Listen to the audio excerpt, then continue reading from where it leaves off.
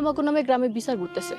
শুভ কাম যদি না হয় তাহলে সবাই আমাকে ধইরা অশুভ কাম কইরা দিব। হ্যালো বন্ধুরা, আসসালামু আলাইকুম। আশা করি সবাই ভালো আছেন। ভিলেজ বাজেট এই নাটকের ইন্টারেস্টিং পর্বটি যদি আপনি পেতে চান তাহলে আজকে ভিডিওটি কন্টিনিউ দেখুন। তো আপনি যদি নাটকটি পছন্দ করে থাকেন তাহলে ভিডিওটিতে একটি লাইক করে চ্যানেলটি সাবস্ক্রাইব করে আমাদের সাথে থাকুন। মতিন মেম্বারের বোন রাতুল মাস্টারের কাছে আসলো তার একটি চাকরির জন্য, কারণ মতিন মেম্বারের বোনের স্বপ্ন সে একজন টিচার হবে এবং রাতুল মাস্টারও তাকে ছোটখাটো একটা চাকরি নিয়ে দিবে। এদিকে মতিন মেম্বার তার বোনকে খুঁজতেছে এবং কিছুক্ষণ পরে তার বোন চলে আসলো তাদের বাড়িতে এবং তাকে জিজ্ঞেস করলো তুমি কই গিয়েছো। সে বললো আমি মতিন মাস্টারের কাছে গিয়েছি। মতিন মেম্বার বললো আমার ছোট্ট বাড়িতে তুই কেন গিয়েছিস? সে বললো আমি একটা স্কুলে চাকরি নেওয়ার জন্য। তো তুই চাকরি করবি ভালো কথা, তুই আমাকে বললে তো হয়, ওই বাড়িতে তোর যাওয়ার কি দরকার? কারণ সে স্কুলের হেডমাস্টার, তার সাথে যোগাযোগ করলে ভালো হবে। এদিকে বিজলির কাছে চলে আসলো তার খালাম্মা, কারণ বিজলির বিয়ের পরে তার সাথে আর একবারও দেখা হয়নি। এদিকে রাতুল মাস্টার সহ মতিন মেম্বার এবং তারা সবাই মিলে বৈঠক বসলো, কারণ তারা চায় স্কুলের উন্নয়ন করার জন্য, কিন্তু মতিন মেম্বার তাদের সাথে একমত না। মতিন মেম্বার সবসময় রাতুল মাস্টারকে ছোট করে দেখে, কারণ শত্রু যতই ভালো কথা বলুক তার কাছে সবসময় খারাপই লাগবে। এদিকে পাগল বেশে ঘুরতে লাগলো বিজলির ম্যাডাম এবং পুলিশ তাদের ফাঁদ বুঝে গেছে, এজন্য তাকে অ্যারেস্ট করতে চলে আসলো। পাগল বলল তুই কে রে, আমার মাথায় পিস্তল ধরছিস? কারণ পুলিশ জানে না তারা কত বড় গ্যাং হয়ে গিয়েছে। পাগলকে গ্রেফতার করতে এসে সে নিজে ফেসে গিয়েছে, কারণ তাদের দলের আরেকজন এসে তার মাথায় পিস্তল ধরে এবং সেই সময় আরেক পাগল চলে আসলে এবং তাকে লাঠি দিয়ে ধরে নিয়ে দেয়। ভিলেজ প্রজেক্ট এই নাটকটি শুরু থেকে এই পর্যন্ত কারা কারা দেখেছেন সবাই একটা করে কমেন্ট করে যাবেন